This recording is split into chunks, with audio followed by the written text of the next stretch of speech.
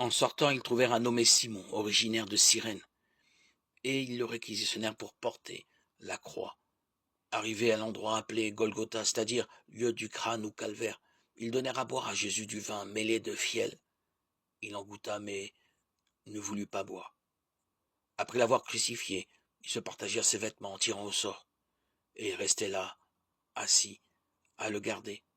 Au-dessus de sa tête, on inscrivit le motif de sa condamnation. Celui-ci est Jésus, le roi des Juifs.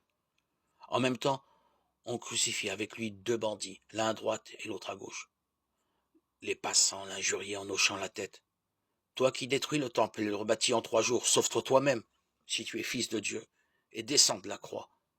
De même, les chefs des prêtres se moquaient de lui avec les scribes et les anciens en disant « Il en a sauvé d'autres, il ne peut pas se sauver lui-même. » C'est le roi d'Israël, qu'il descende maintenant de la croix et nous croirons en lui.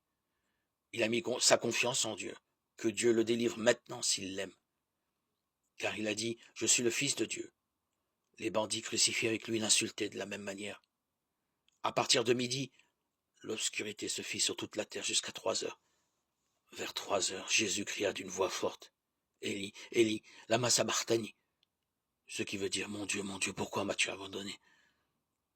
Quelques-uns de ceux qui étaient là disaient en l'entendant « Le voilà qui appelle le prophète Élie. » Aussitôt, l'un d'eux courut prendre une éponge qu'il trempa dans une boisson vinaigrée.